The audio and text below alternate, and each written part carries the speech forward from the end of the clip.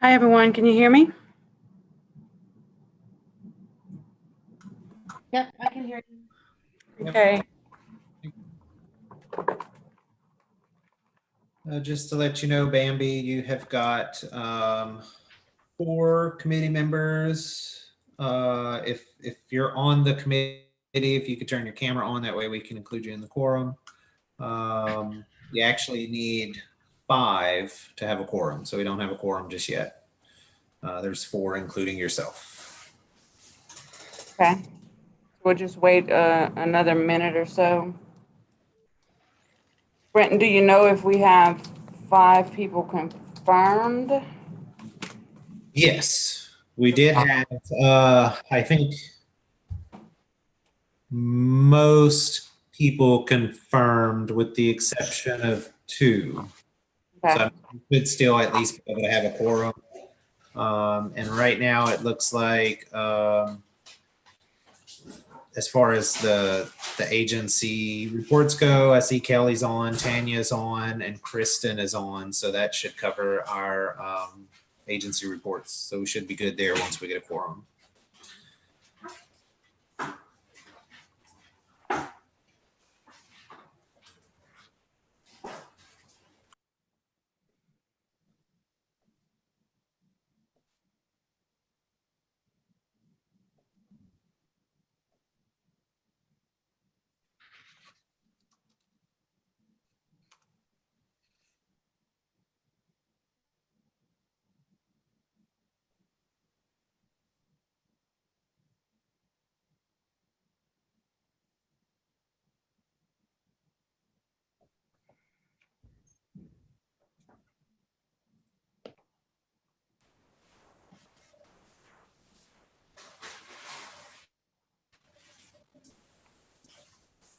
So Brenton, just let you know if once we get a quorum.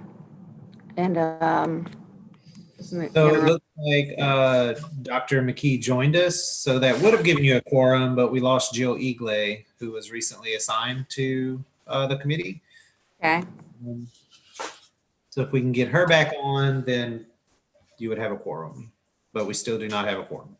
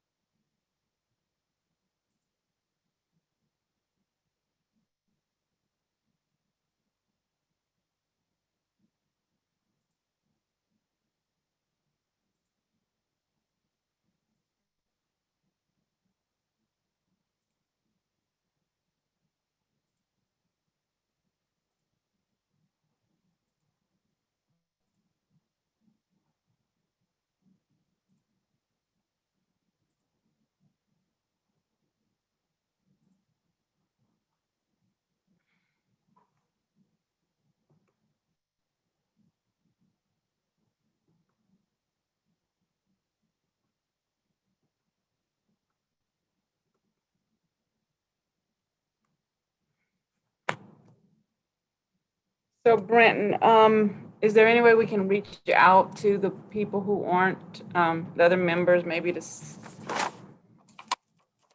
get one more on? Yeah, I'm working on that now. I do know Julie mentioned that she is going to try to be on. I think there's a joint Medicaid committee meeting going on at the same time. Right. So she was going to try to be on, but I'm trying to reach out to some others right now.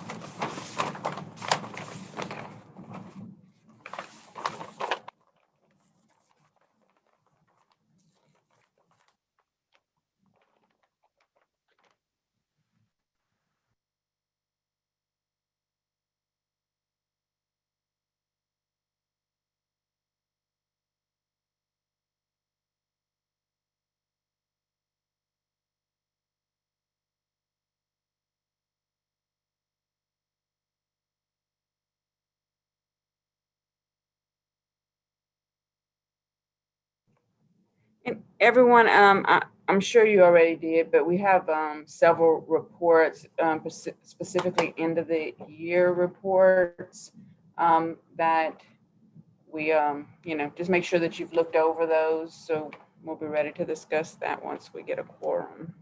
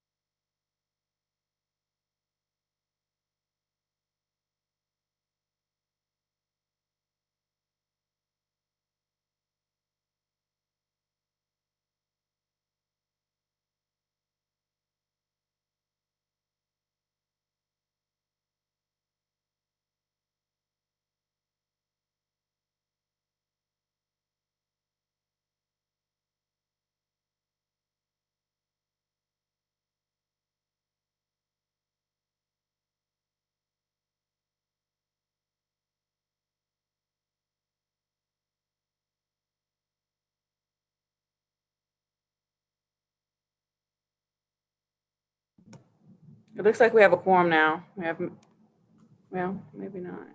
I'm here. Thank you. So, Sorry, I was late. yeah, including yourself, Bambi. you have a quorum. Okay. I think Well. that's- One, two, three. So we lost someone on camera. Who did we lose on? Oh, I think Carmen is driving. Okay, she's back on. There we go. All right, so we do now have a quorum. Yes. Okay, good. Hi, welcome everyone. So the committee members who are on are Kim Bazile, Hyacinth McKee, Mary Torver, and Corman Setner. And then we also have people who will be speaking on specific agenda items, and we'll introduce them as it's time for them to speak. Since we're a few minutes late, we'll go ahead and review. We'll ask that we get a motion to approve a January meeting summary.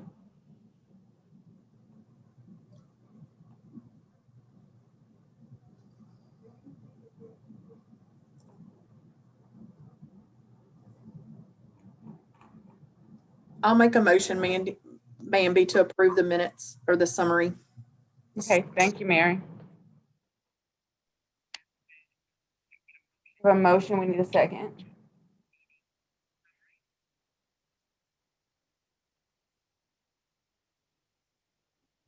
Bambi, this is Kim. I'll second it. Thank you. So we have a motion from Mary, a second from Kim. Do we have any objections to the motion? Any abstentions? So the motion to approve the summary has been made. Hey, Bambi, I'm sorry. Could you tell me who the second was? Kim. Okay, thank you. Next on our agenda, we will have the Office for Citizens with Developmental Disabilities. And I think Tanya Murphy is on, and Tanya is on a call-in line, she said. Did y'all see that? Yeah. So Tanya, if you want to go ahead and give your report for OCDD. Hi, this is Tanya. I'm unmuted now, so I think you guys can hear me, right? Yes, I can hear you. Awesome. Every once in a while, you'll probably hear my cat as well because he likes to chime in. Okay. So the first report is the final expenditure report for fiscal year 20. I think that you'll notice that Metropolitan Human Services District and Jefferson Parish Human Services Authority, when you look at the column that says expended year to date, which is the final, they're at 72% and 73%. They both provided an explanation for it, and they both basically said the same thing. They usually use a lot of their IFS money to fund supported employment and group employment and day have. And due to COVID, all of those facilities were closed down. And so for both Metropolitan and Jefferson, that was the reason why they did not spend a higher percentage. As far as Acadiana Area Human Services District, their percentage says 77% on this report. But you'll see a difference when we look at the 9% Act 73 information, because they reported that they got additional family support funds in November 2019 as well as February of 2020. So they had a lot more money than they usually have, a total of $1,400,000 in their IFS account. So they did spend well over their 9%, $1,100,000. But when you look at how much they were given, it turns out to only be 77%. So even though the percentage is low, they still spent a lot of money, even more this year, I think, than normally. So I didn't think I needed to go through every number specifically on this final report. Of course, if you look at the Flexible Family Fund, you'll see that it's 99 to 100% for all of the LGEs for their Flexible Family Fund. Did anybody have any questions about this final expenditure report for fiscal year 20? Bambi, you have a comment?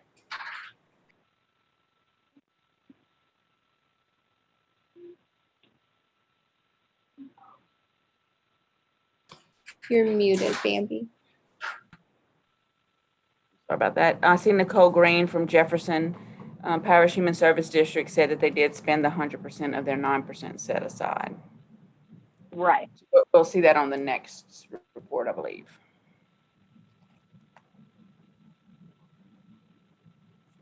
Okay, if there aren't any other questions, we can move on to the next page of this report, which is the Act 73. There you go. Act 73. So let's look at the percentages here.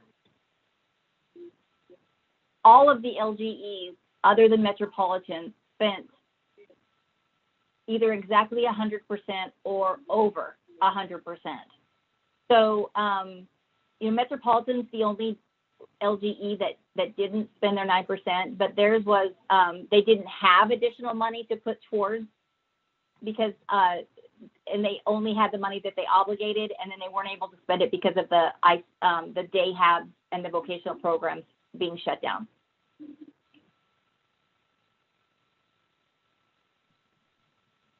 Tanya, I have a question about that, just to have understanding. They're paying for the day habs programs or supported employment. Are there that many people who do not have waivers? Because those are services that people can get through waivers, correct? And if that's correct, then what is the issue in regards to that? Why are so many people needing to access the funding through the LGEs? Sure, I can try to provide an answer for you there. Let's make sure that we don't have. I just wanted to look at the chat real quick and see.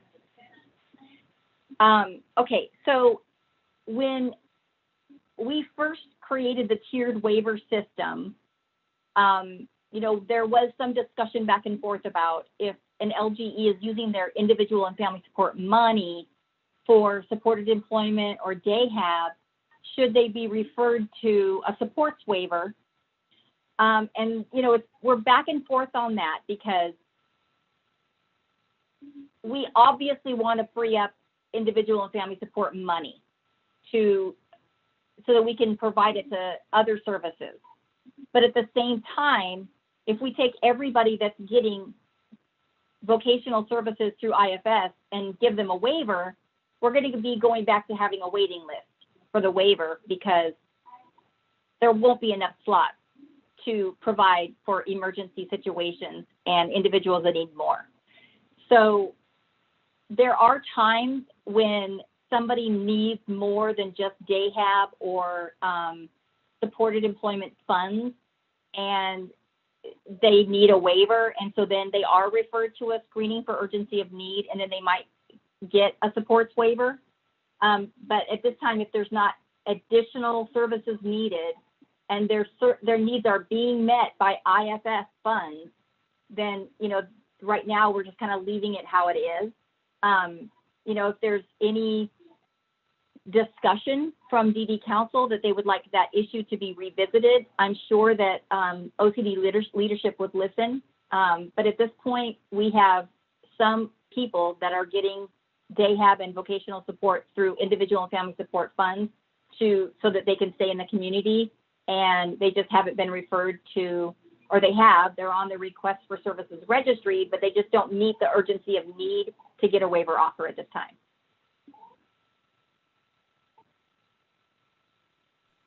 There are some people that don't have Medicaid and will never qualify for Medicaid, and so they'll always have to get their DAHAB stuff from state funds, from this individual and family support. But I don't think that would equal all of the people getting it, but that's where we're at for now. Okay, thank you. Does anyone else have questions about this report or any question on what Tanya has presented so far?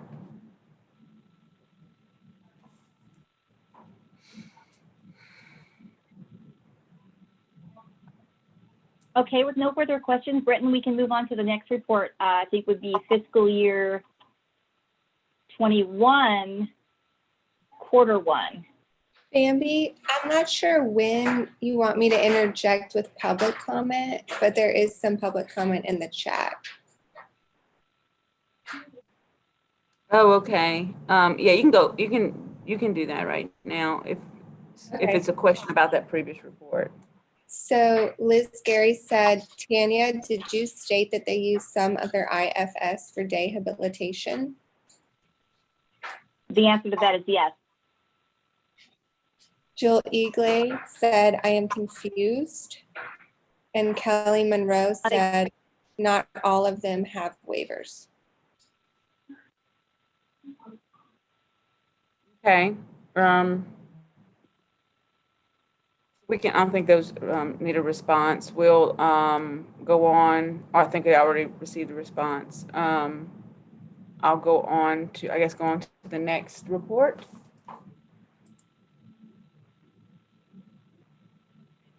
Okay, so I just wanted to bring to your attention, like we do every time, that when we get these quarterly reports, they do not have all of their invoices for the quarter. So although the percentages look low, they don't, I think they don't have all their expenditures from September when they send in this information for this meeting. So I like the fact that we look at fiscal year final expenditures before we look at first quarter, because, you know, first quarter is always like 7%, you know, they should be at 25. But if you look at the final report from last year, you see that they absolutely spend it all. When you look at flexible family fund, they're right around that 25%, just like we would expect. With individual and family support, it varies per LGE.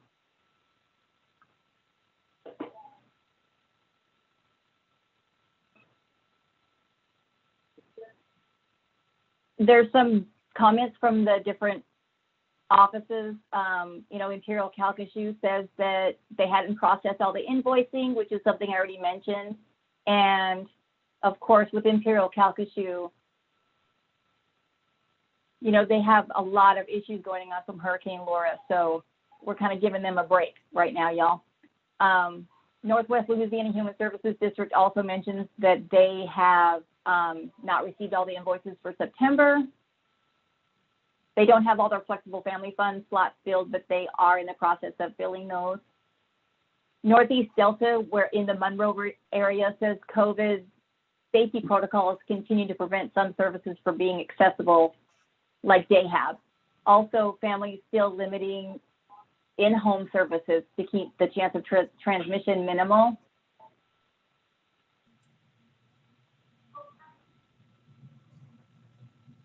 Which consideration of all requests continue to meet needs. We have adapted protocols to complete face-to-face requirements for flexible family fund applicants and are currently working to fill all the vacancies. Does anybody have any questions on this Q1 fiscal year 21 report? Mary Yes. needs to be unmuted, I think. Oh, there you go. Okay. My question was about the COVID stuff. So from the last quarter, over these last few quarters, that would have had an impact. And so moving forward, some of those things maybe are not going to have a big change. So are they looking at different ways different ways to spend the money because they may not be allowed to go back to their, what they were doing pre-COVID days? Right, I hear what you're saying. One of the things that we did when COVID first reared its ugly head was we put a stop to all new flexible family fund initial determinations because we were required face-to-face and we didn't want to approve somebody without the face-to-face. So we just put a stop to it. And I instructed the LGEs to move any flexible family fund money over to their IFS account because even without being able to have face-to-face with IFS, they've still been able to spend that money. But now, since I thought it was going to be just a few months, and we were going to get right back on the horse, but no. So now I've instructed the LGEs to go ahead and start filling their flexible family fund initial slots again and to use different strategies to make sure it's safe to do a face-to-face. They could do it remote. If they have a video, they can, some LGEs have even had meetings out in the parking lot so that they could at least lay eyes on the individual with a disability and then do the rest of the stuff over the phone. So yes, we are absolutely looking at ways to move through, keep people safe from COVID, but also just continue business so that we can spend the money and help the families. Okay. And the other thing, just, in my day-to-day job, I work in emergency preparedness at the hospital. So and on a regional level. So I know that there's several thousand people that are still in hotels that had been moved out of Region 5 and that Lake Charles area. So how are y'all able to keep track of the people that were there and whether or not they need help? So I know that if the person had a waiver, their support coordinators, there's a whole emergency response protocol in place and absolutely keeping track of every single one of the individuals that get home and community-based. People that get individual and family support, probably not so much. I know that James Lewis with Imperial Calcasieu and all of his staff are, although they're not back in their tower and they're having all kinds of issues. I get an email from Patrick Juno at Imperial Calcasieu, and then I get it 6 more times because I don't know, it's like not a problem of not sending it, but it's a problem of sending it too many. It's just like they just keep sending, they've got issues. But I know that when I reach out and say, hey, I've got a family that needs some help, they are so quick to jump in and do whatever they can. I can't promise you that everybody who is getting IFS funds have been tracked, but I would think that those families have contact with whoever their support coordinator is at InCal that they can reach out. I know they're busy helping people.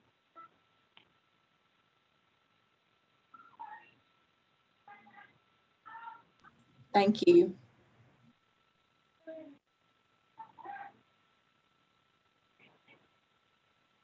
Do we have any other questions about this first quarter report?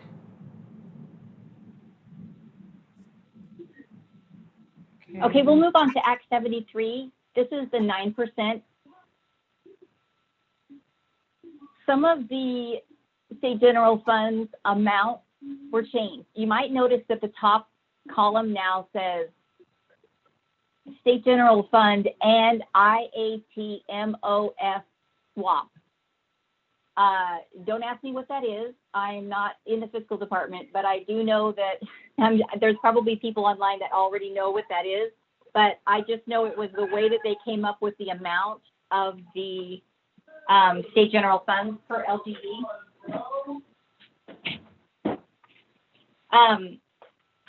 Some of them got extra money, some of them got less, but it wasn't a lot different. And so it kind of changed how much their 9% was.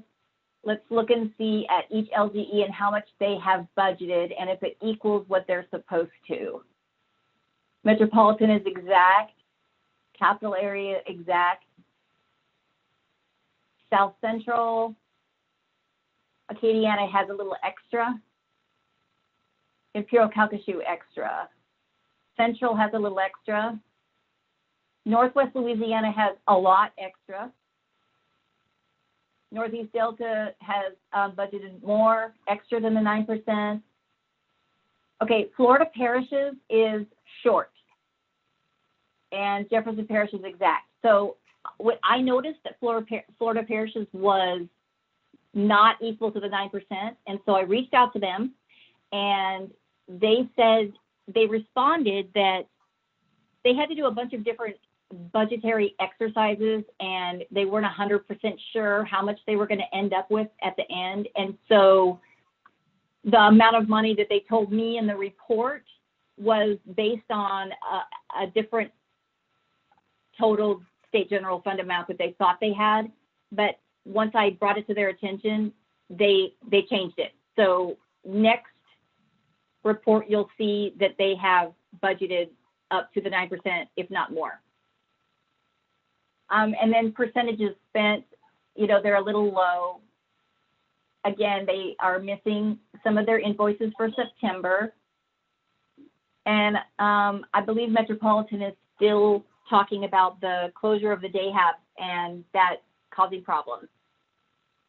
I probably need to get back with Metropolitan, and I would imagine you guys here on this committee would like to know how Metropolitan plans to spend that money this year if those day hubs are not opened. And that's the information I would assume you'd want, and that's probably what I'll get. Does anybody have any questions about Act 73? Fiscal year 21, first quarter.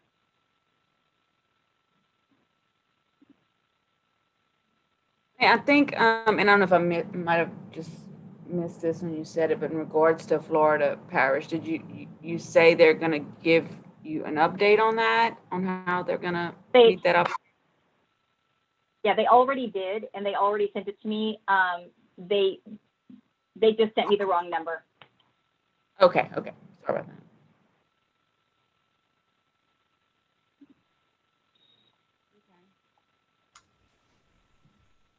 Hey, Bambi, this is Brenton, if I may.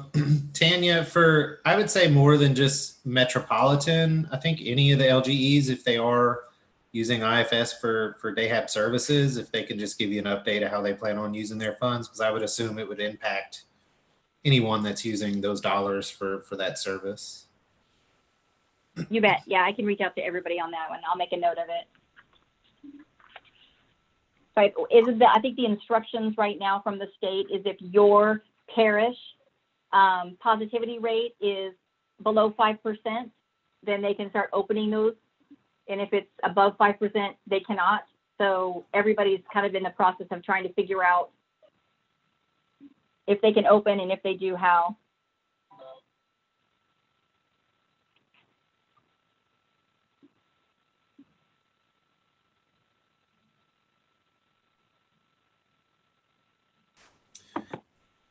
So Tanya, did you want to move on to the IFS request data for the previous year or for fiscal year 20? Yeah. Okay. Just for I'm just committee making a member- note so I don't forget. They have closed house and IFS. Okay. for committee members to know, it's kind of hard probably for you to see it on screen. I mean, I'd have to make it really small if it's all going to fit on there. But if you have any recommendations, if you want me to make something bigger or move something, because it's going to look different on my end than on your end, so just please let me know. That's all I got for that.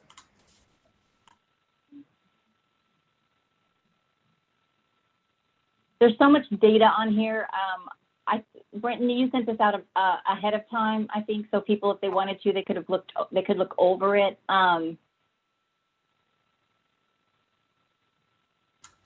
I don't even know how to present it. There's just so much information.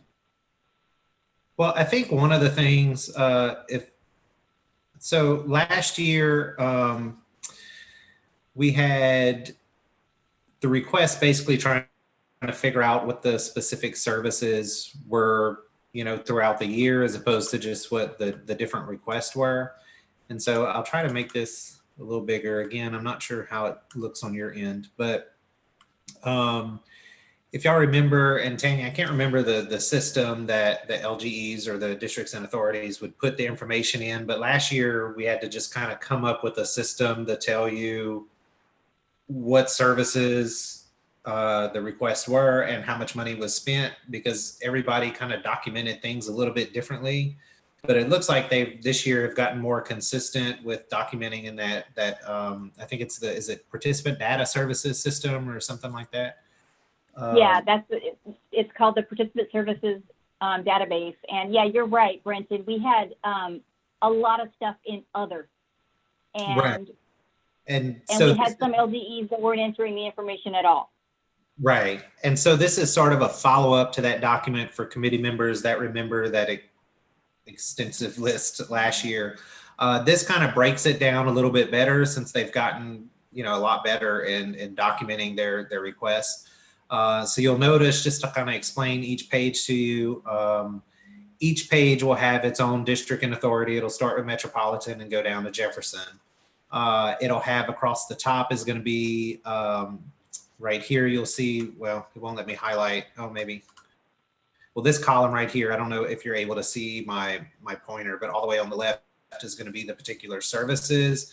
And then on the top, you're going to have the contracts and what was spent for the first quarter, second quarter, third quarter. On the bottom, it'll be the fourth quarter, and then your total at the end. It's a very big sheet of data, so there was really not a clean way I could rearrange it for you to look at. But I just kind of wanted to give you background that that's what this information was. It kind of ties into what's on this first page, which just lets you know how many priority requests each district and authority had. And then you'll get the breakdown here of what those services actually look like across each quarter.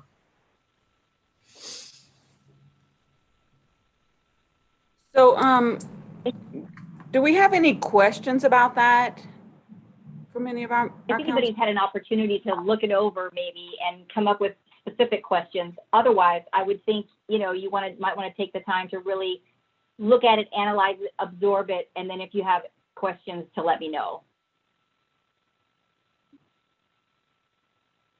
And I see Liz is asking, what area would rehabilitation fall under? Second from the bottom, it has vocational employment support. And so I want to open up if people have questions, if they've really looked at it and well, regardless of how deeply they looked at it, but just have questions, we certainly can ask questions now. But I think since it is so much data, that perhaps this would be a good homework project for the committee to really look at it, because this is for an entire year. So maybe for our next meeting, we can have this on the agenda again and really have some specific questions. And that way we can give feedback to, the state office or to the LGEs as to what was really, some of the questions that came from this report.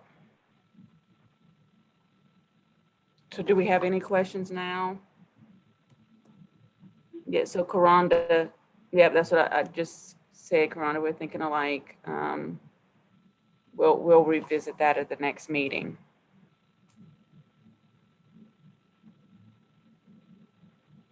Is that appropriate, Brenton? If that is the will of the subcommittee, sure. Or the will of you as the chair, yeah. I made a note to put it back on the agenda for January unless y'all change your mind.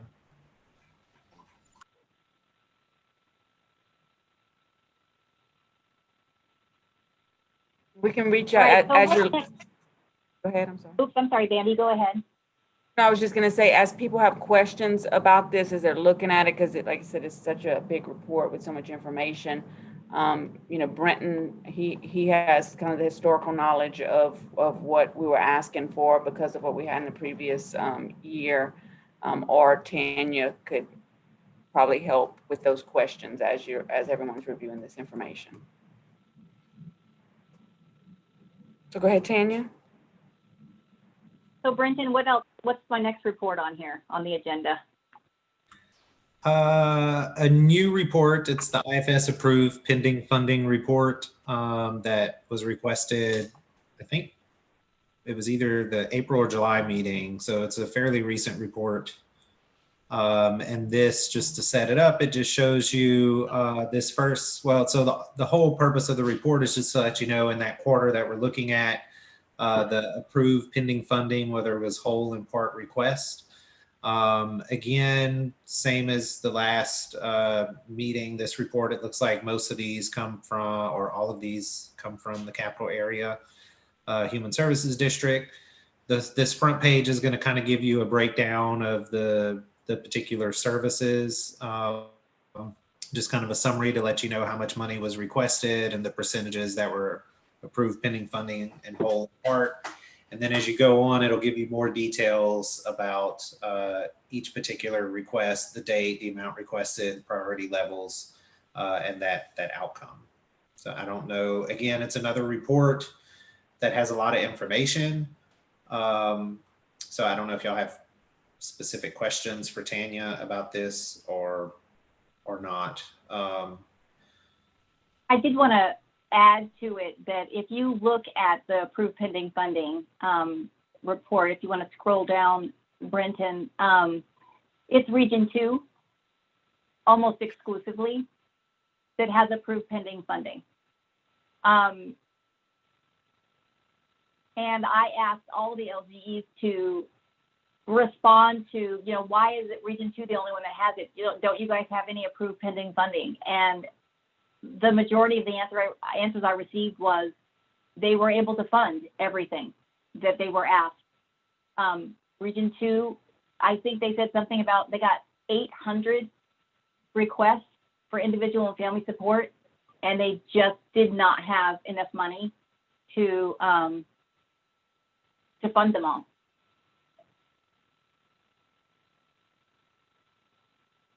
So this is Bambi. So I'm a little bit confused. Don't we have one of our reports shows how many requests they received? Is that the one we were just? Correct. The one we just looked at. Right.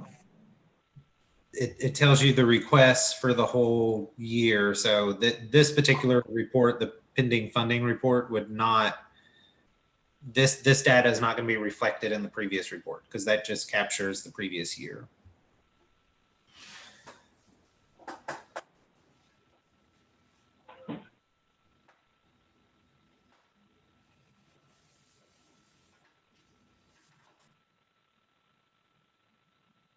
I feel like I don't understand something because that does not seem right that we only have one region that has this issue. Like there's some discrepancies in how it's processed, obviously to me. I mean, maybe not good or bad, but that just seems really odd. I thought so too, Bambi. I thought it was really weird, and I thought they just must not be entering it right.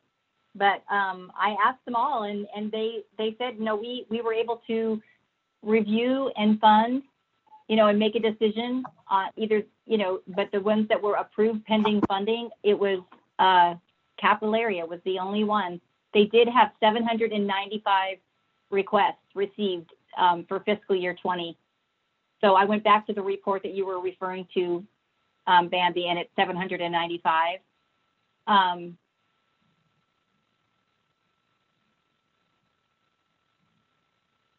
But that's not, I mean, Region 9 had 890 and Region 3 had 799. Right.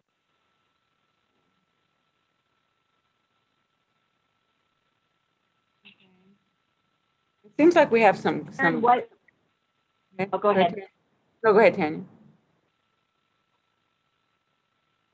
Karen, you said you're aware of a non-approved funding in another area, which is not reflected. What area?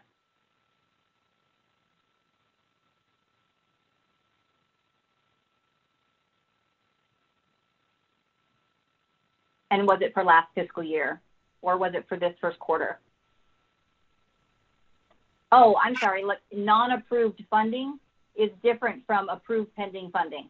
Like, you can have somebody make a request and have that request denied, or have that request funded in part, but that would not be reflected on this report. This is only a report that was approved, but just not funded.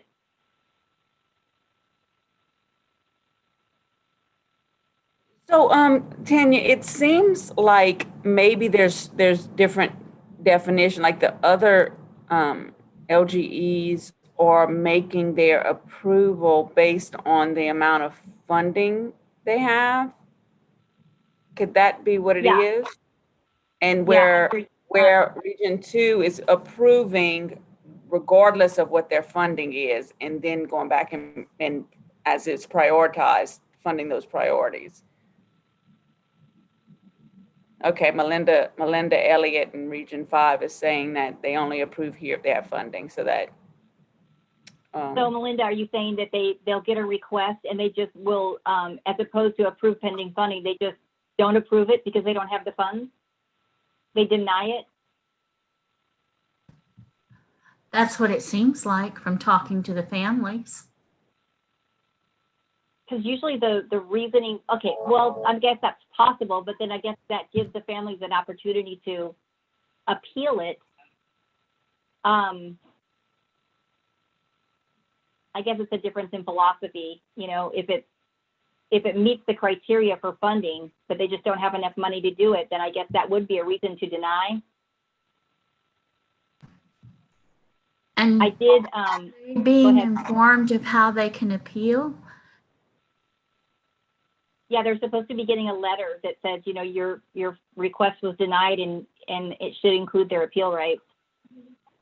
A letter? Okay. I don't hear back from them and they do not determine eligibility at all. Okay. Until they fund.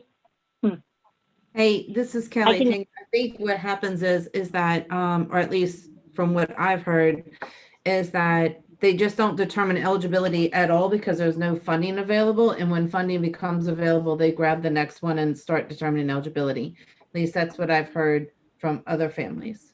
So I don't think that they're determined not eligible. I think it's just that they don't hear back from them. Gotcha. That could very well be. I do want to let you guys know that the brand new, like, this isn't for first quarter and this is a meeting for first quarter, but October 1st, we began implementation of the new individual and family support manual that was revised. And I provided a training to all of the LGEs, and I hit hard on this point right here because of the discrepancies. And one of the points that I made sure to tell them was that they should take every single individual and family support request that they get to the committee, regardless of funding availability, because this list of approved pending funding is how we know whether they have enough money or not. And if they don't, that's how they would get more money. And I do think that there's some LGEs out there that, and I know it happened years ago when I was doing the program, that if we didn't have very much money, we would only take priority 1s and 2s to the committee. And so if somebody was a priority 3 or 4, they just wouldn't be heard at all. And my instructions were, how do you know if their priority is accurate if you don't take it to the committee to be reviewed? Their priority might change from a 4 to a 1, and then they would get funded. And that every single request needs to be brought to the committee. So this is new information that I would hope is going to change this some.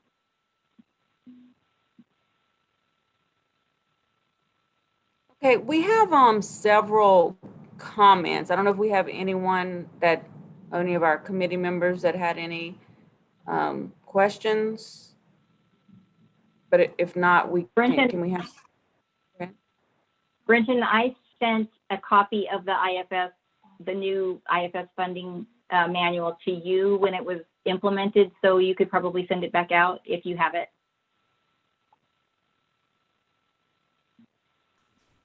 Yes, we can do that. It seems like Hyacinth, I think I'm scrolling through the comments and it seems like Hyacinth, yours was not addressed. For clarification, denial is based on funding. Is a question, is denial based on funding? And I think that was kind of answered. Hyacinth, do you feel it was answered? I'm not sure if it was quite answered. I just needed to get clarification on it. It probably was because it was typed at 148. But I just wanted to get some more clarification on that because it seems as though, like you brought up, Bambi, there's some inconsistencies in the way the regions are approving and not approving.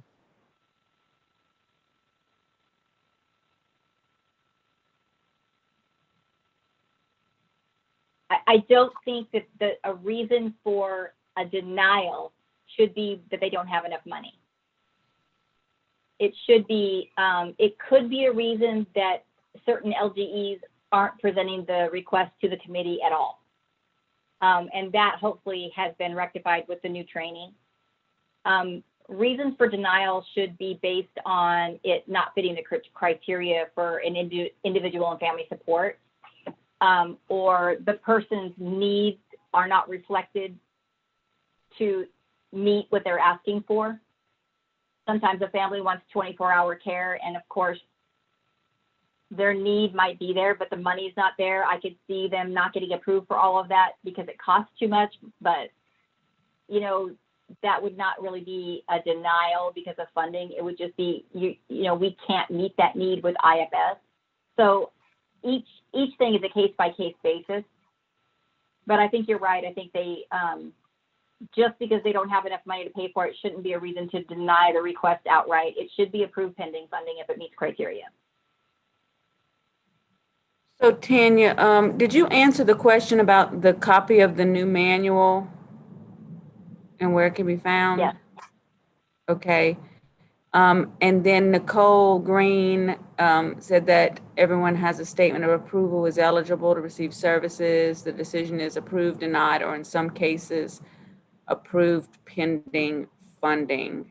I don't know if Nicole can talk or not. Maybe it'd be good to get someone from an LGE, such as Nicole, to give us some insight on the nuts and bolts of it. Can you hear me? I can hear you, Nicole. Yes, Okay. yeah.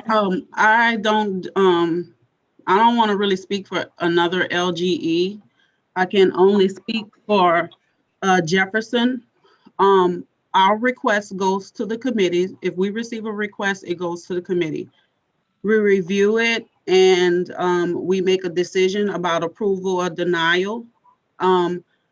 We requested training from Tanya and she provided training to us on filling out some of the reports. I think there's so many reports in the participant services system that we're not all familiar. with every one of them. So I don't necessarily believe that it may be that they're just flat out denying or approving. And in some cases, then that might be the case for some LGEs. It just might be a reporting differences in how information is reported.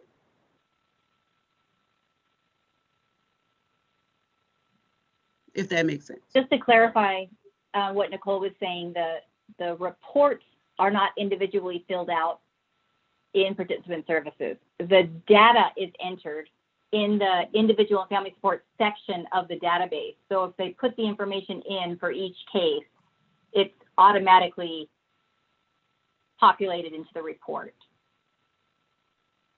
So I think Nicole was right. There were some were unclear as to what information needed to be put in there in order for it to pop onto this approved pending funding report. But that would just mean that they're not entering the data into the database.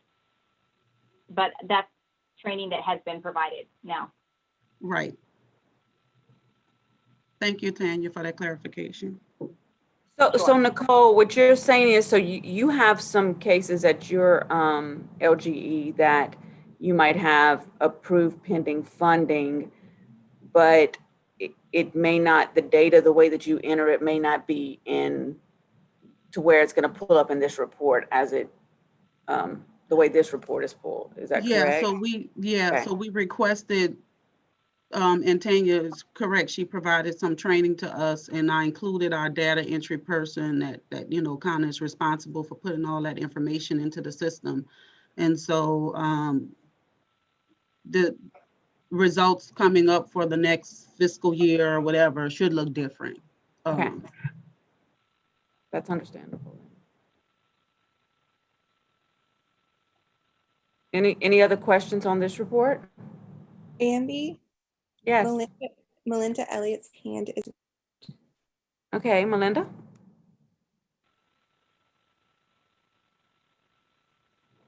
Hey, so I'm confused often. Maybe I'm confused again. Here we had a system for IFS funds where we had like 4 levels, and sometimes we were told that they were fulfilling level 1s, and at some point they had enough money for level 2s. So that's going away.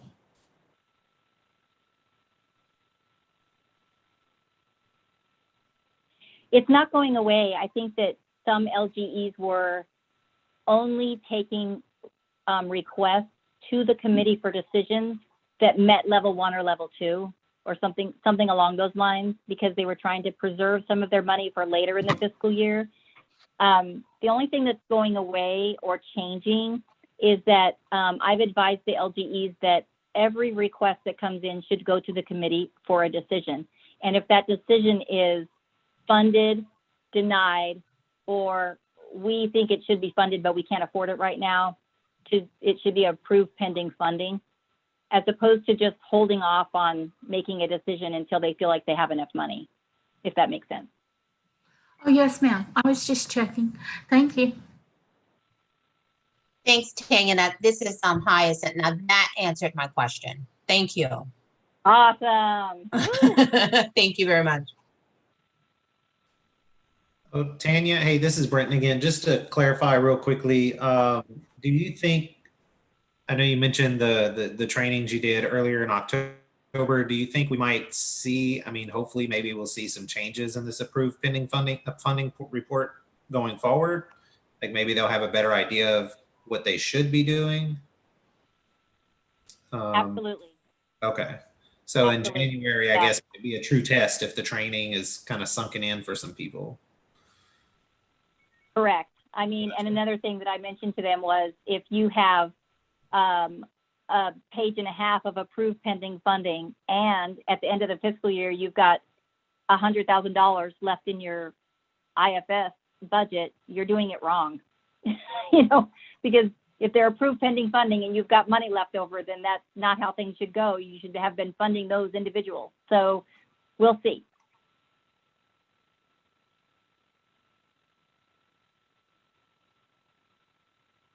Okay, if we don't have any more questions, I know we're really behind in time, and I'm kind of lost on our agenda. What item are we on now? It would be the SPOS report from Kelly. Oh, okay, so we would be, this would be the ending of OCDD.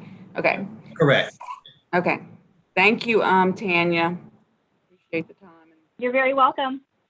You probably should put me on the end so that all these people can drop off if they need to, because I always take too long. That's okay. We have the questions for you. So, all right, so next we will have the SPOS report, or the ARC of Louisiana report from Kelly Monroe. Hello. Hey, Kelly. How's everybody doing? Okay, so we had some changes this quarter. This is not the end of the year report because we did that last time. So this is going to be just for the first quarter. We don't have as many people as OBH and OCDD, so we're able to take care of that in the last quarter. So for this quarter, though, we were able to serve 42 people, but a lot of them changed. So because some of them started receiving services through CCW and other things, so we were able to replace some of those people with new ones, with new people. So some of the demographics are going to be different. So when you look at the race was only split between African Americans and Caucasians, where there were 64% of the people receiving these funds were Caucasians and 36% were African American. Of those, 26 of them were male and 15 were female. And they ranged from the ages of 21 to 89. So when you look at the geographic location, we had a couple of changes, but not too much. In Region 1, there were 5 people receiving these services. Region 2, there were 7. Region 3, there were 4. Region 4, there were 2. 5, there were 3. In Region 6, there were 2. Region 7, there were 9. In Region 8, there were 3. Region 9, there were 6. In Region 10, there was 1. So if you turn over to the next page, you'll see that all of them receive support coordination. So no matter what the service is that they receive, all of them receive support coordination with it. 36 of those people received the personal care assistance. 3 of them were rental assistance and utility assistance. 4 of them received medical supplies and equipment, and 1 was a vehicle modification. So because we had a little bit of funds last year that kind of rolled over, the amount of direct services that we were able to budget this year was $907,528. We're still waiting because of COVID. Some of that was delayed because we weren't able to get all of the paperwork done. So we're a little bit behind when it comes to offering. I think we can offer services to 2 more people, and we're waiting on that paperwork. So we don't actually have all of that authorized just yet, but we're gonna, we should have that completed by the end of next month. So, so that's really good. Also, the waiting list, I believe last time it was like 69 people or 72 people, but because we had some extra funds last year, we were able to use a lot of one-time funds, and now there's only 45 people on the waiting list. So if you know of people who are working, who could use personal care assistance or some type of service so that they can continue to work in the community, please send them our way. We can get them the application, and because you know, the waiting list is very small. So if we were to serve all 45 people on the waiting list, we would definitely need an additional $1,070,000 to cover those costs. Those are estimates and probably a little bit overestimated, but that would also include the match. So I think if we were to look at state general funds, which you guys asked me before, how much is that? I would say it's probably around 500,000, but you know, don't quote me on that. I'd have to definitely ask OAS to look into that for me. So that's all I have. I don't know if you guys have any questions, any concerns. I am willing and able to answer.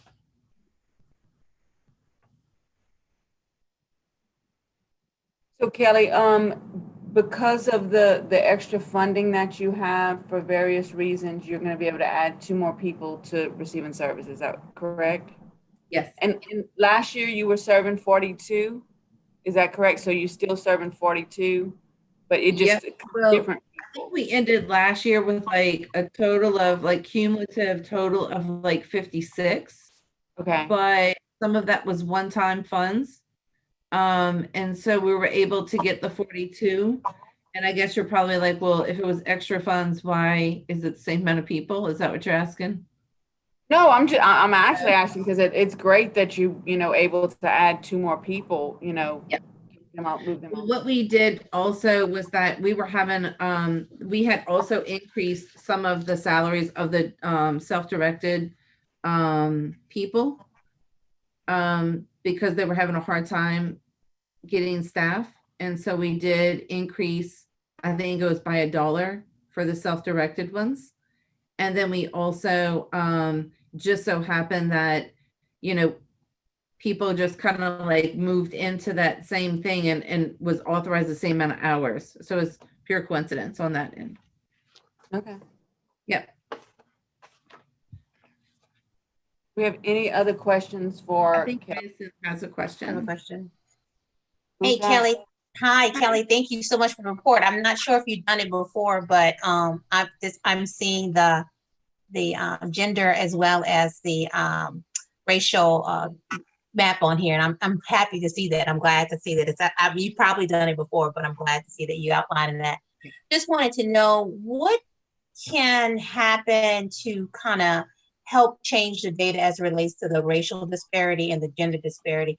Particularly the gender disparity is pretty much shocking. I'm seeing that there's plenty of men that get the service, but not so much. I don't know if Brenton can move it back down to the Brenton, can you move it back down to the chart where it has the gender and racial? Thank you. It's somewhere. Yeah. And so there's a significant amount of men that receiving the service, you know, and so I don't know, do you think it's an access issue? Do you think it's, you know, trying to get out word of mouth, or what do you think? What's your plan to address that? When this program first began a long time ago, it was for individuals who worked and was really like, I mean, you could not be employed, but they really favored those who were employed. And it was just a situation where more men were employed than women, I think.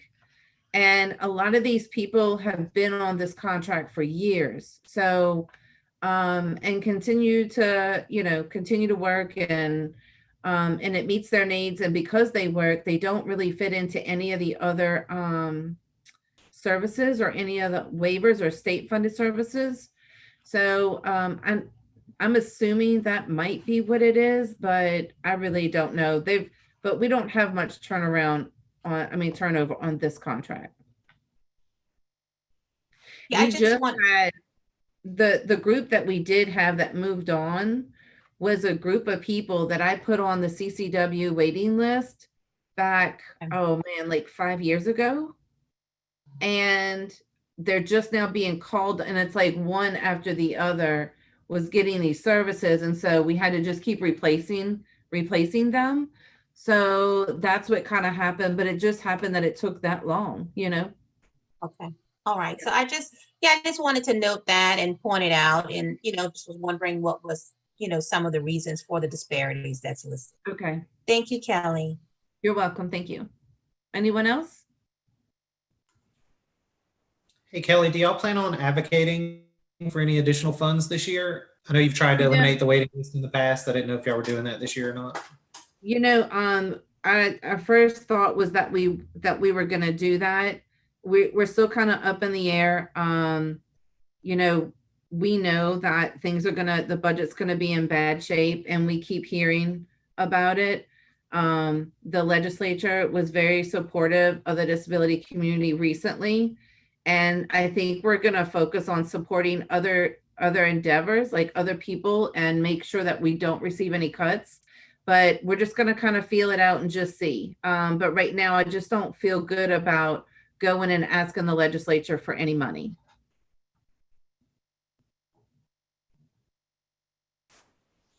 I appreciate it. Thanks. You're welcome. Can I ask Kelly a question? I was Sure. muted. Yeah, go ahead, Kim. I'm sorry.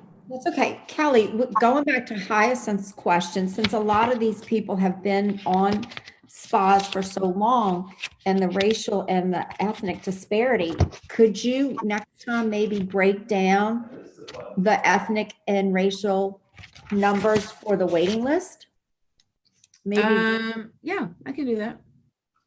would that help Hyacinth, you think, to see who's on the waiting list? I think that'd be really helpful. And then also the gender too, Kim. There's just a whole Right. lot of men getting these services, and I'm concerned because women do work. Well, And no, so I I'm said racial concerned. and gender. I said both. So I'm really concerned about that too. So thanks, Kim. Thank you for the recommendation. Okay. Yes. Yeah. Yeah, Now, we really- can definitely do that, Kim.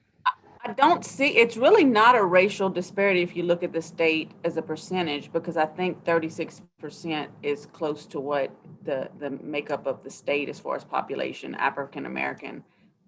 So I think that that's really, really great that we have actually, I think it's parity in that area. But also I think in regards to the gender, don't we have higher number of males with disabilities?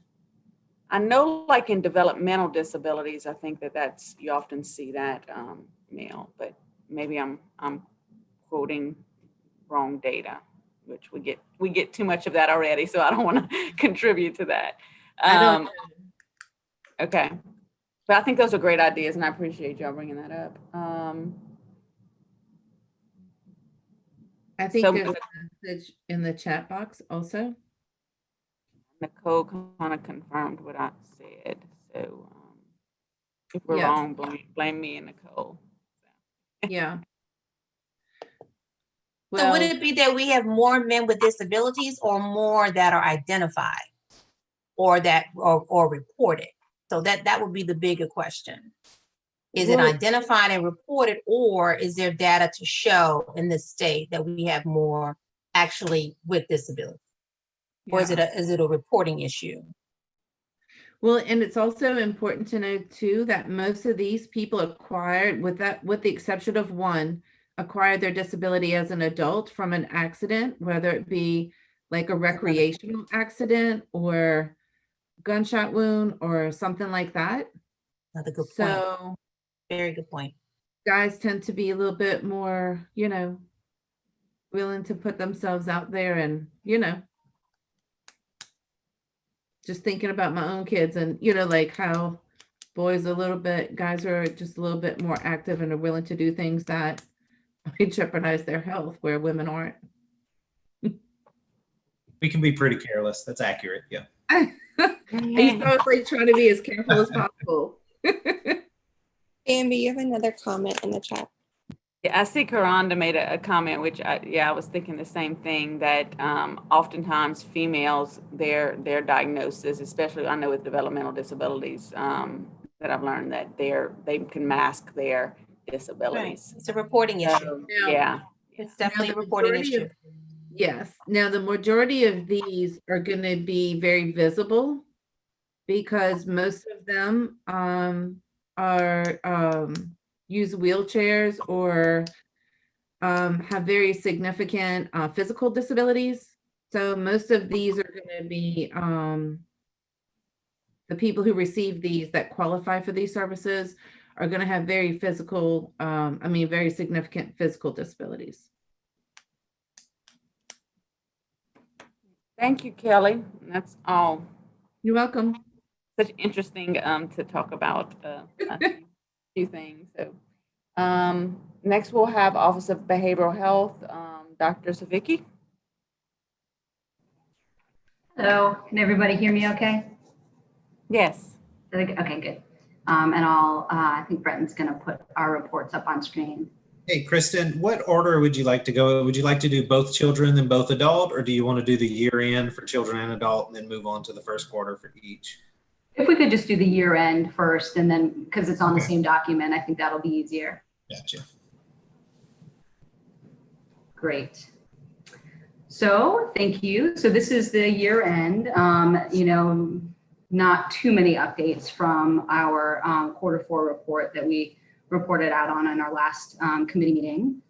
Although there were some folks some LGEs that hadn't quite made it to the threshold of spending by that Q4 report, who did kind of make it over the finish line once all their invoices were tallied for the end of the fiscal year.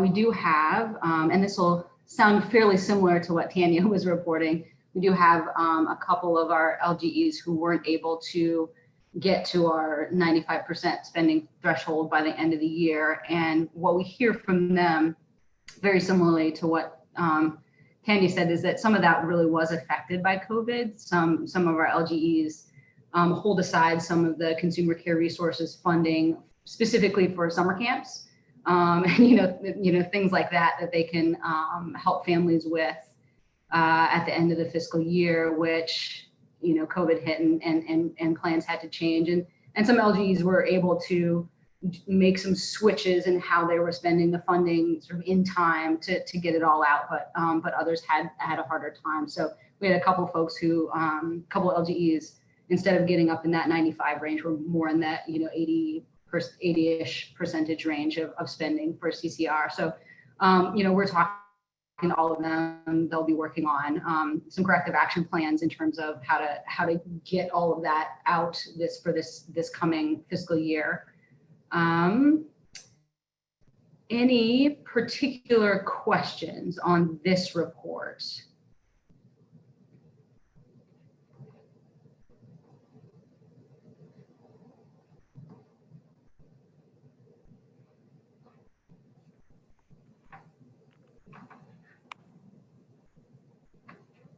I don't see any questions. Okay.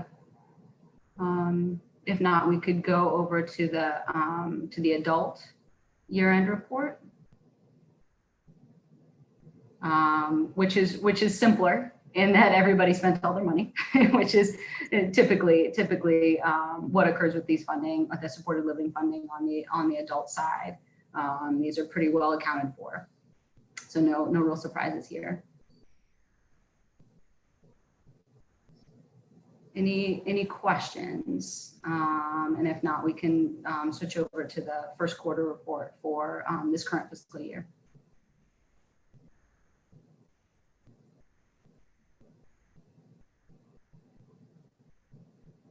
Great. And again, I feel like I'm repeating what Tanya said. A lot of these numbers are very low, and we always see that in the first quarter report, because very few invoices are accounted for in this report, given that the LGs have to submit it to us before the quarter fully closes, before they're able to tally all their invoices. So so that's one issue. And then the other issue is that we have several LGEs that for the same kind of pool of needs that these funds are used for, they also use mental health block grant funds. And they typically, based on federal funding regulations, they need to use that funding first. And so there's several LGEs where we see 0% spent for a good half to 3/4 of the fiscal year. And then because they're using their mental health block grant funding for a similar purpose through, half or the majority of the year at times, and then use their allocated Act 378 consumer care resources funds towards that end of the fiscal year to close that out. And in general, they're pretty successful, and they've been managing the funding that way for a while. So we have some confidence that they're, that works well for them. Any questions on this one? And again, for the LGEs that didn't quite make it to that 95% threshold last year, we are talking to them. We will be getting their corrective action plans so they can, and some of those corrective actions will be around essentially just kind of bouncing back from figuring out how to reconfigure services given COVID. That was obviously an unprecedented situation for everyone, and takes a minute to figure out how to shift and respond.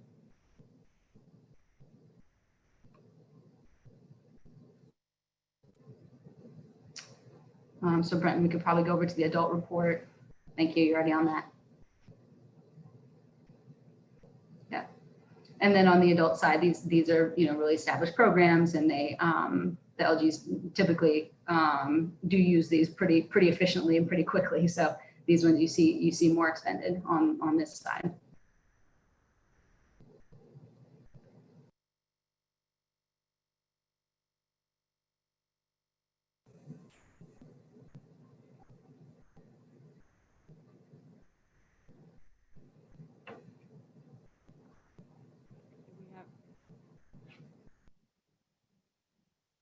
Do we have any questions? Dr. Savicki, is that you've presented on it, all of them, right? Yeah, that's all for us, but obviously, welcome questions on it. Any questions?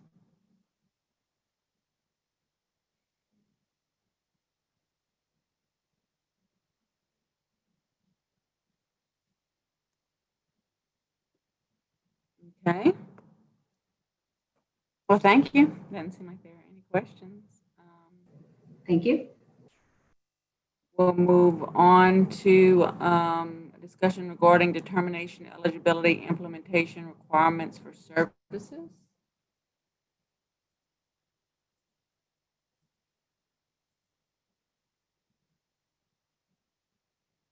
And I think there was a letter that was received, and there was a response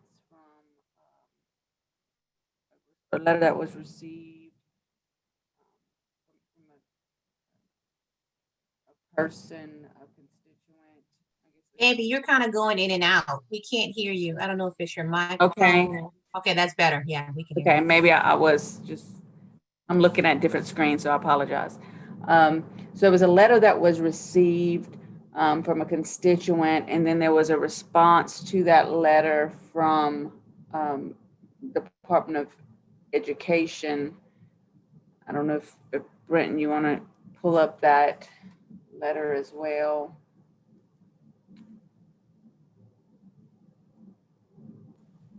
Yeah, I mean, I'm hoping everybody had time to review the letters prior to this meeting, because the original letter received is 11 pages. And it's a couple pages here, I believe, for Department of Education's response. I know the letter that Courtney had sent asked that they have representatives here to maybe kind of give some insight on how they would anticipate that they would be able to address these concerns. I know that Mr. Luxack is on the call as well. And I know we have a couple of our executive committee members that originally, I guess, addressed this letter in their committee by having it sent over to Act 378. So I'm not sure. I mean, there's multiple parties on the call, I think, that can kind of shed some light on this for us. Bambi, if you wanted to reach out to any of them to help guide the conversation. Yeah, I'm not really sure, but we got the state agencies to address these issues. I'm not sure what the next steps are, but like Brenton said, I know the executive committee sent one to Act 378 to look at it. So maybe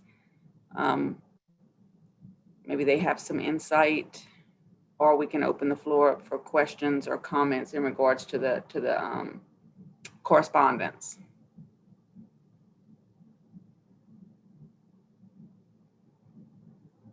Hyacinth, I see you. So just for clarification, Brenton, you're saying that the only response we received was from the Department of Ed, because the request from the executive committee was to get a response from OBH as well as OCDD. And so the only response that we have thus far is from DOE or are the representatives from OCDD and OBH present today to address the concerns in Mr. Luczak's letter? Department of Ed sent the letter you have here. So that is their formal response. I am not aware that they sent anyone to this meeting. Maybe they did. I just don't know based on our guest if any of them are representing Department of Ed. I do know Julie Hagan with OCDD sent us a response via email that basically said they didn't have they weren't taking action at this time, but they do have Tanya here. Tanya Murphy, I think, is here to be able to respond to any questions.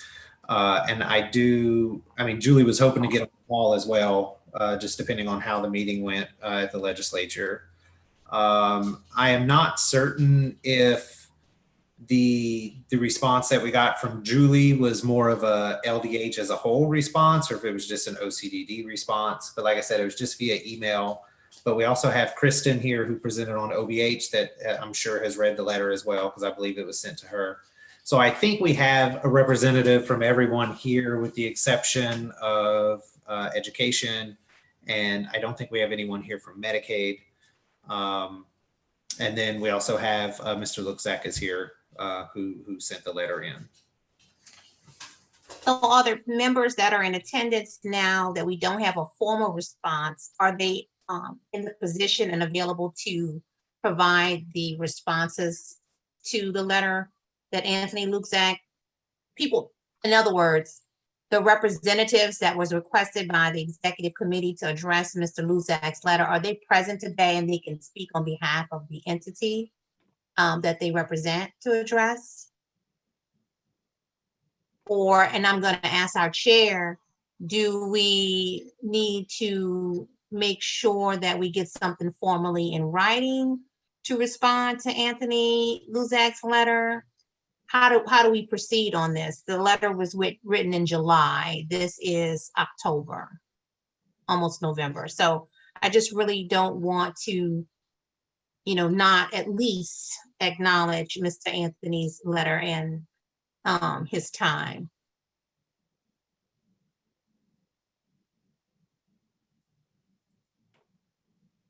And I'm looking for the response from Julie. I thought I had it up on my computer and now I can't find it. But it was basically what Brenton said. I can look for it. I'm sure I have it somewhere. Bambi, you also have one hand raised. I'm not sure if you want to wait till after y'all finish this discussion or answer it now. I just wanted to let you know. Okay, let's see. It's Charlie Michelle. Okay. Do we have any other comments by committee members or questions by the committee members? If not, then yeah, we can let Charlie ask a question. Dr. Michelle? Hi, I apologize. I read this letter back in July when it was written, and I did not read it again before tonight. But as I'm looking at the response from the State Department, the little bit that I can see, I do remember the letter and how distressed I was at the broad brush that this gentleman was using to paint pupil appraisal personnel. I was over a pupil appraisal personnel as a special ed director, and I can tell you they are quite well trained. There may be some districts who don't do as well as others, but we are not, the school districts are not obligated to make medical diagnoses. The school districts are absolutely responsible to ensure that any child with a disability is eligible for special ed services, which means that there needs to be some requirement of special ed, specialized instruction or related services pertaining to that disability. In order to get to that, it does require that school systems look at all available data, medical data, if it's a medical diagnosis, and educational data that they may themselves collect or some private provider will collect. Additionally, there are many children in our school systems that have medical diagnoses of autism and other medical diagnoses who, because of the requirements of under federal law with IDEA, do not qualify for specialized instruction or do not qualify for special services. Therefore, Just because a child has a medical diagnosis does not mean that they are going to receive special ed services, nor should they. If they do not qualify for special ed services, then Act 504 of the 1973 Rehabilitation Act could possibly be an avenue where they can receive some supports. But again, I want to file my complete displeasure at the broad brush that was used in this letter, because it's an indictment over an entire profession that's unprofessional, unfair, and unwarranted. I have no questions. Thank you. Thank you, Dr. Michelle.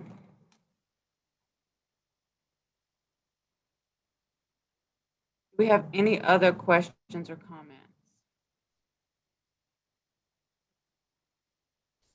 So I'm not sure, Bambi, if we have representation from each of the entities again that was asked to speak on Mr. Luzak's letter.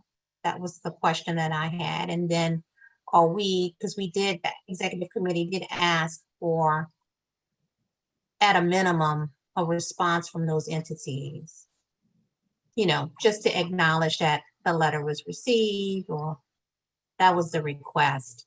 And I'm not sure, I see that we have a response from the Department of Ed, but there is none listed from OCDD or OVH. And if not, what's the reasoning for that? I mean, you know, whatever, it could be whatever, but I mean, like, so where do we, you know, where do we go from here?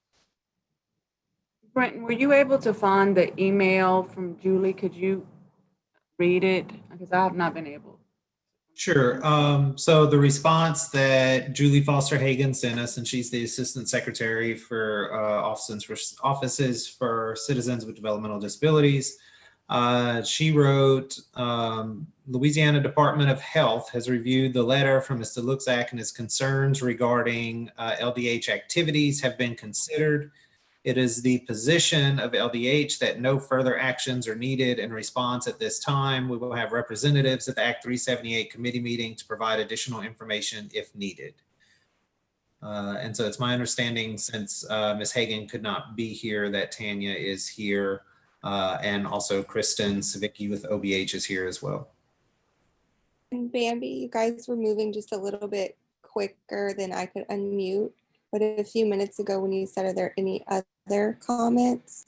3 people have their hands raised. Mr. Luxak had his first, and then Miss Corley, and then Miss Katie Fosho. Okay, we can go in that order. And we, yeah, okay, we have time. We can go in that order. Thank you.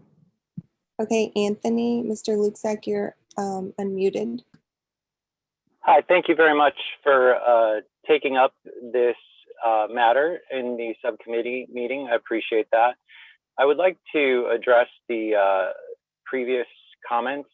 The issues are not about requiring the departments of education, local educational agencies to perform medical evaluations. Actually, the person that spoke, if you look at the transcript, it will, this is a paradigm issue. It also, I don't believe this, that we're dealing with personal incompetence necessarily.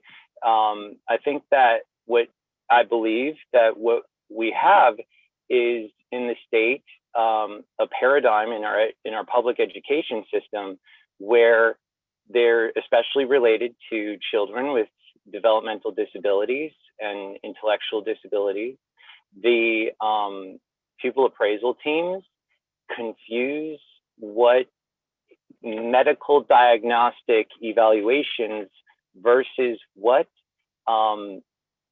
nationally are accepted in the evaluating tests to be done by pupil appraisal personnel in schools. So like what the letter discussed is that exactly what the upset gentleman was saying. In fact, he did understand it, and he spoke that, and I agree with most of what he said, except the ad hominem attacks against me. And that's that. And it's evidence that the school district pupil appraisal teams don't know that and don't have access to the psychological tests that actually evaluate for the presence of these developmental disabilities within the evaluating circumstances of IDEA in 1508. So I'm not talking, they are the same tests.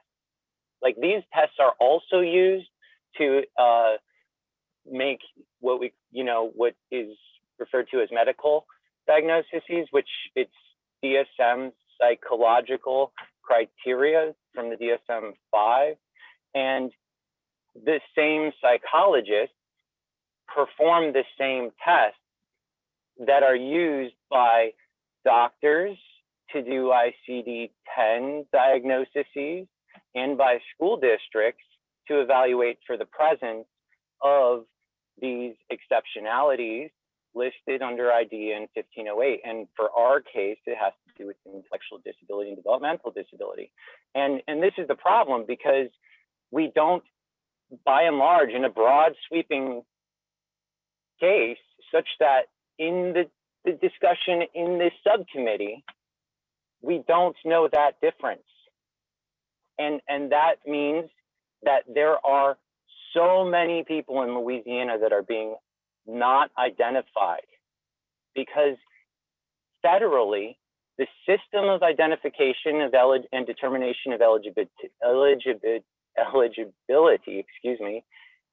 depends on those same federal obligations from our very outstanding educational team. But we need to be able to have a system of training and accountability and licensure where there's accountability to our pupil appraisal teams in these matters, to recognize that they are responsible for administering these tests. And I could explain it this way.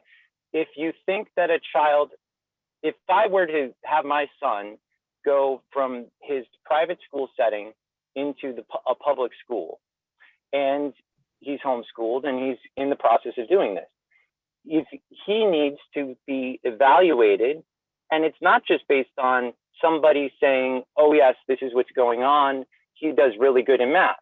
There's specific tests that educational diagnosticians do to determine where he's at in math. Well, there's tests that are done to determine the presence of developmental disabilities that are not being done, by and large, in Louisiana's public school system. Mr. Luczak, I'm keeping time and it has been 3 minutes. Thank you. That was my response. Thank you. And I think next, do we have Karonda Corley? Yes, give me 1 second. Okay, Ms. Corley. Great afternoon, Madam Chair and the rest of the council members. I would like to reflect on this letter and the stance that Dr. Michelle took. When I'm watching parents of children with disabilities not receive proper assessments, and so it results in children receiving incorrect IEPs with incorrect supports, which then results in children being suspended, expelled, or propelled into that school to prison pipeline. I find a problem when we don't want to hold systems accountable, when systems have a lot of cracks that's causing children to fall into it and result in these children having comorbidities such as suicidal ideation and mental health problems that result. And these children end up with post-traumatic stress disorder, and all we do is sit back and wonder why. And the reason why is because we have people that don't want to take accountability for the transparency in which we're requesting. We're requesting some results. There was an 11-year-old child that everybody throughout this lovely nation has watched drive a school bus But nobody is talking about that this child has a developmental disability, had just recently been hospitalized prior to that event for mental health issues. The school system failed him as well as not providing proper support, and this child was on top of a roof. There's problems that's clearly not being addressed by every single entity that was named in that letter. And I just don't want to see my child or any other child continue to fall through the crack. LDOE continue to reflect numbers in their stats on their website of children that are propelled into the school to prison pipeline. They continue to reflect numbers of children that are secluded and restrained. They continue to reflect these numbers of children with disabilities in high alarming numbers. And yet no one is actually opening up their mouth to say, how can we come with a resolution? It's a problem. It's a problem when children are being shackled and chained, when we can actually stop that. Children are not receiving proper education, but we can actually stop that. And this number is affecting children, including our English language learners. Just simple barriers that's not being addressed. Children receiving assistive technology, that's not being addressed. So when we talk about pupil appraisal falling through the crack, they are definitely falling through the crack, and they're not being held to the standards of care in which they promised to provide. Thank you so much. Thank you, Ms. Corley. Now we'll have Ms. Katie Fosho.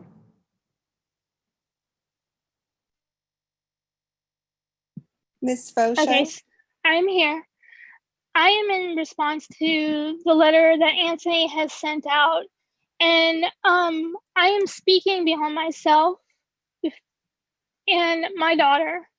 I have two children that are on the autism spectrum. Both have anxiety. My son was raised in a different state. He attended a different school system, and going on to him starting school, he was immediately put on an IEP. At the time, I had no clue what I was getting into. My daughter started here in Lafayette Parish School Systems 3 years ago. And since then, I have asked for an IEP to be put in place. I have asked for a 1508 evaluation. She has since been diagnosed by the Tulane Center of Autism, and I am still not getting an evaluation, which is by federal law, my right for her to get evaluated. Now, when I spoke to them last, the pupil appraisal group here in Lafayette Parish, they told me that what if we don't see the same things that Tulane saw? Well, guess what? She does exhibit her autism at school. She does have meltdowns. She does refuse to go to school. And when she refuses to go to school, that is on me. And it puts her in truancy. And they keep telling me that I'm going to be going to court.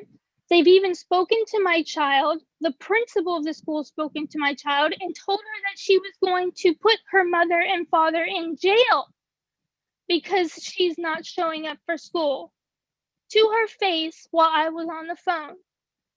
Now, they are not following any regulations whatsoever, according to my child. So this letter from Anthony is 100% correct, because I have been in different school systems. I've been in Texas, I've been in Ohio, I've been in New York, where my child has received special accommodations because of autism spectrum disorder. And here I am in Louisiana with a child exactly the same as my son, and she is not even able to be evaluated because they will not grant me that right. So tell me that there is not a problem in the school system that needs to be addressed, because my child is extremely intelligent. She just needs special accommodations for herself. And I can't even get that. Now, if that's going on with my child, then there's other children out there that are being affected exactly the same. So why is this not a huge issue? Because my child's going to get kicked out of school if they cannot find anything wrong with her. Ms. Fosho, that has been 3 minutes. And there's a comment, I think specifically for you in the chat from Mr. Charlie Michel. Bambi, do you want to read it or do you want me to read it? Yeah, well, I think actually, Charlie, she's in, it would be Acadiana, Lafayette Parish, and it's about the families reaching out to families, helping families. But before you read that, I just wanted to say, like, this seems like this discussion has been education related, which is outside the scope of Act 378. So it's very important, and I understand the issues that you're describing is certainly something that we need to address as the DD Council and make sure those things are being addressed. But I'm not sure if that's within the scope of Act 378. But if you would read that comment from Dr. Michel, please. Yes, so he is saying if you would contact Families Helping Families of Acadiana, which is in Lafayette, they can assist you.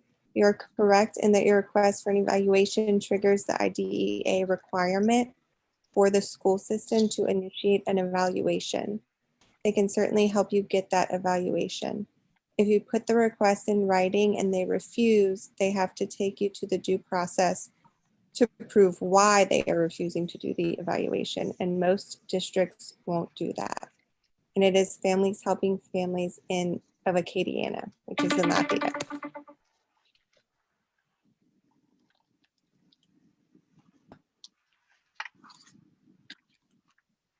Okay, do we have any other comments or questions on this last agenda item?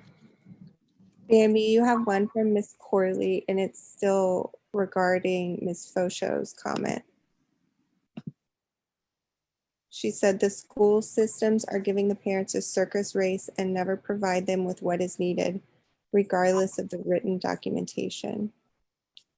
And Ms. Fosho, if you look in the chat, Brenton kindly put all the contact information for that Families Helping Families.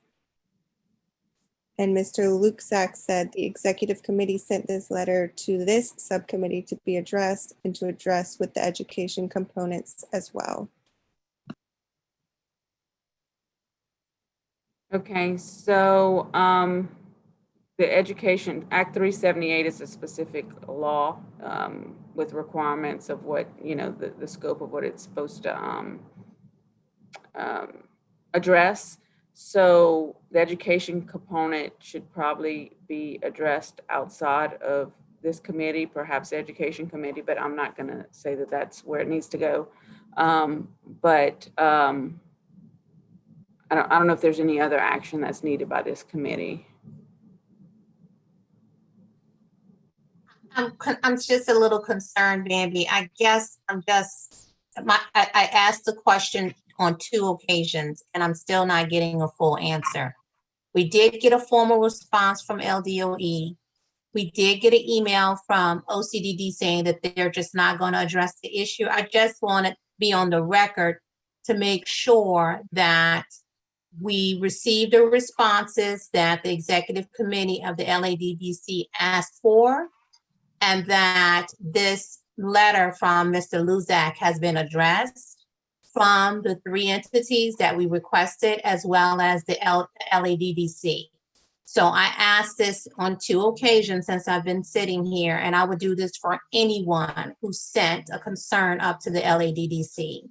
So I need to get clarification as to where are we going from here to ensure that the responses were received and that this letter was addressed from this public member with these concerns. The letters, I think it was maybe about 12 pages. So if anybody's going to take the time to sit down and write a 12-page letter, at a minimum, they should be their issues should be addressed appropriately. So that is my third request, to find out exactly where we are to make sure that we are responding to this public member. Thank you. So the response from Julie Foster Hagan, as Brenton read, it was a response from LDH. So that included both OCDD and OBH. And Department of Education, they did send a letter in response. So I don't know, it's the will of the committee if they want to ask for something else. I mean, So I looked in the chat box and it says that there are representatives today from OBH as well as OCDB. So if they are available, I know that we do have some more time left. I'm not sure because I'm not chairing this committee. No, but are they available? Are they actually available to address any questions that's in that letter? Am I understanding that? So they are here, yes. We are a little bit over time, but if we have a question, we can get them to respond. Correct. If you have a question for OCD specifically, Tanya Murphy is here on behalf of Julie Foster Hagan. And if you have a question for the OBH side specifically, Kristen Savicki is here as well. I see that Julie just jumped in. So I don't know how you want to address this, Bambi. You're chairing it. So I don't know how, if you want to allow the questions to be asked. I mean, I don't know. I mean, I don't know if we can, I don't know how to address an 11-page, like it's almost like it was too much information from our standpoint. Like it needed to be broken down. It was like different issues that needed to be broken down in some type of way to be addressed. But right now what we can do is if there are specific questions for the representatives from LDH, we can allow just a few more minutes to ask those questions.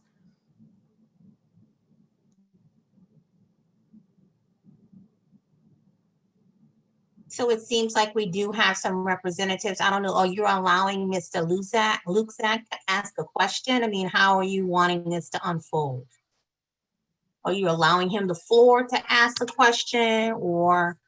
Well, we only have a few more minutes, but if you want, anyone who wants to has a question, we can allow a few more minutes to ask questions of those entities.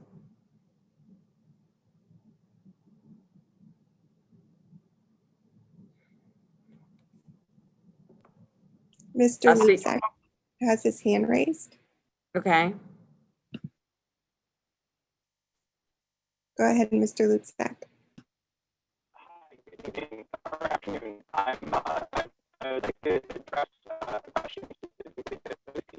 I can't hear. Can you hear me? Can you hear me? So the reception is really bad. I don't know. It is. Hold on. Let me fix it. Sorry. Can you hear me? Can you hear me? That's a little bit better, just maybe a little bit louder. Okay. Sorry. Thank you for your patience with Zoom. Yeah, we've lost you again. It's going in and out. Can you hear me now?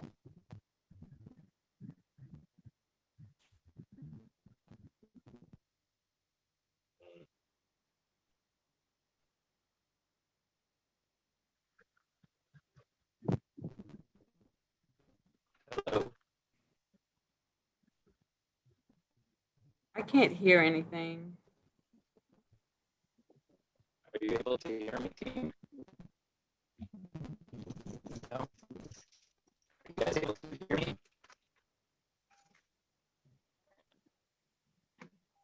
So it's very staticky. It's very staticky.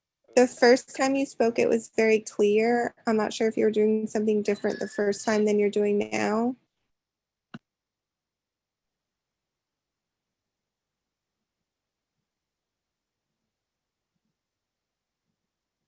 Not sure. All right, let's fix this. I have a bad cell service, I guess, after the hurricane. Am I available? Can you hear me now?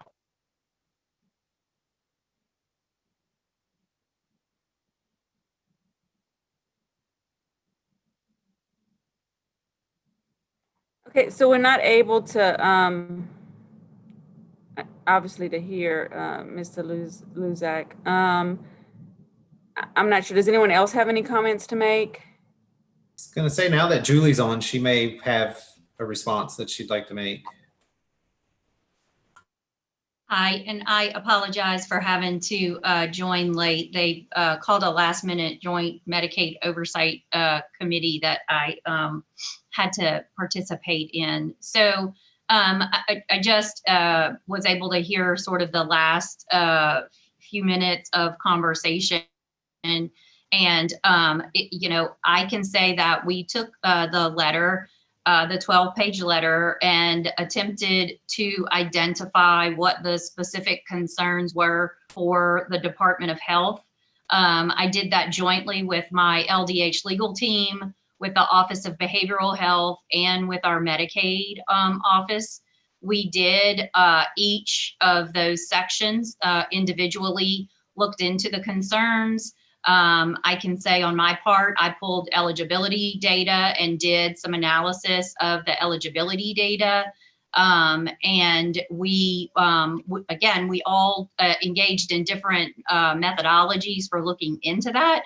And after we did that, we, none of us were able to identify any areas that we needed to do further investigation on because of, quite honestly, special session as well as hurricane response.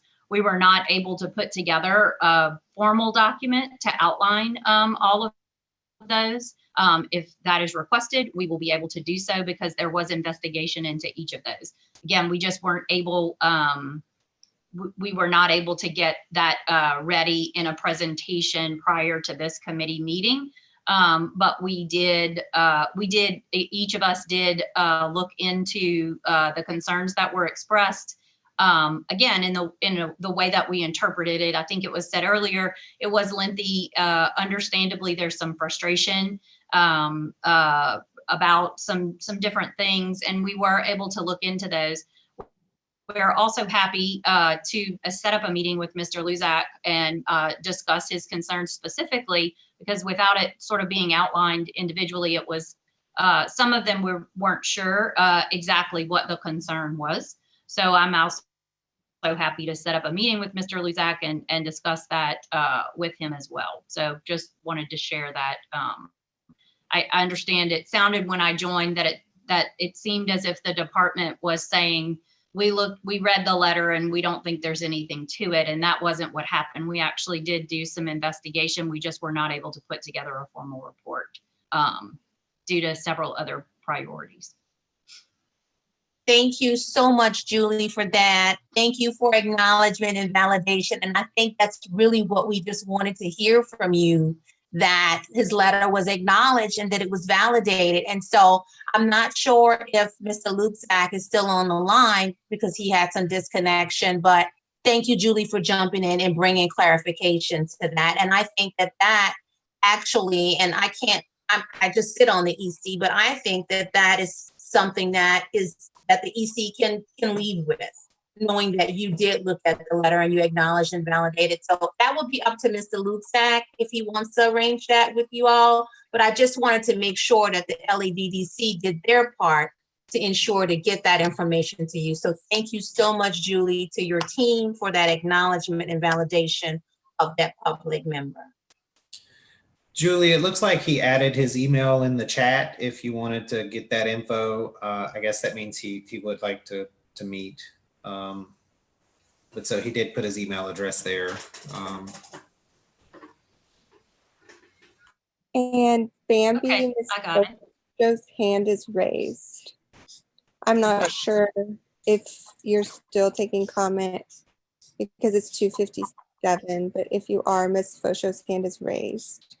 And Anthony said he would like to meet to discuss the specifics. I'm assuming that means with Ms. Hagan. Okay, Ms. Fusho, yeah, if your comments have to do with Act 378 issues, then yes, please make your comments, and we need to end by 3 o'clock, please. Okay, this is specifically for Miss Julie. If you said you did investigation, I would really like for you to investigate one school in particular to show. This What- isn't a school, this isn't an education, this is Department of Health. Julie's with the Okay. Department of Health. Well, my child has health issues Okay. and it is being dealt specifically with the school system incorrectly. So, Julie, if you would like to investigate to see exactly what Anthony is specifically talking about in his letter.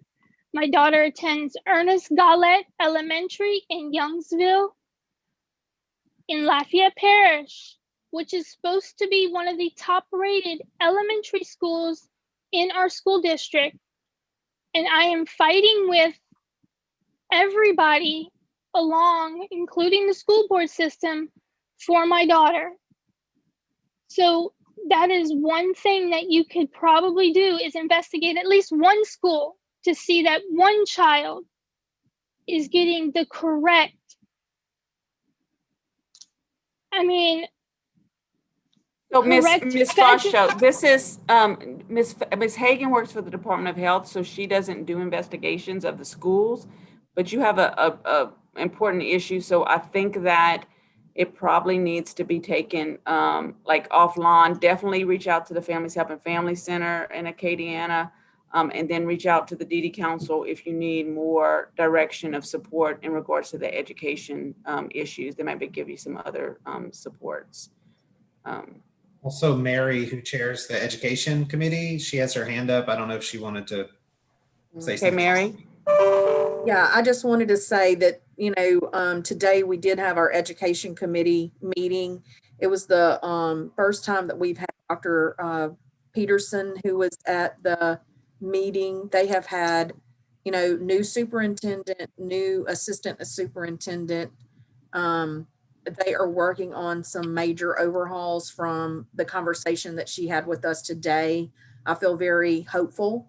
And so I think that that if you haven't reached out, if it's been a while since you've reached out to somebody in Department of Education, that might be a possibility as well. And we certainly want to make sure that the issues that you have are getting addressed, but we want to make sure that they're being addressed in the appropriate way with the people that can do the most good to help you. So I think Bambi had mentioned about starting with the Families Helping Families, and then the Department of Education would also be a good resource to revisit now, just in the last couple of months that they've had changes there. Thank you, Mary. And we are way over time, and I want to respect everyone's time and commitment to this committee. And so if there is nothing further urgent, we'll go ahead and we'll have announcements. If there's any announcements, you can raise your hand to be recognized. Ms. Hyacinth? They had a comment about the investigative report that Julie said that they were working on at LDH. I'm sure that'll be available at some point whenever they're able to pull it together. I don't know if Julie's still on the line, but I know she said that they're working on something, a response. I am. And, Okay, and, thank you. Yeah. I can't say when that will be completed. But we can, if it is the will of the committee that we provide a formal response, I can work with my legal team to do so. That was the actual, one of the requests of the executive committee, but that's okay. We understand things are going on and, we got storms and all of that. So, but thank you, Julie. Thank you. Okay, if there are no other announcements or other urgent information, we'll go ahead and adjourn the meeting. Do we need a motion to adjourn? Mary made a motion. Yes, ma'am. A second. Dr. McKee, a second. And if there's no objection, we'll go ahead and adjourn the meeting, and we'll see you all at the council meeting tomorrow. Thank you. Thank you.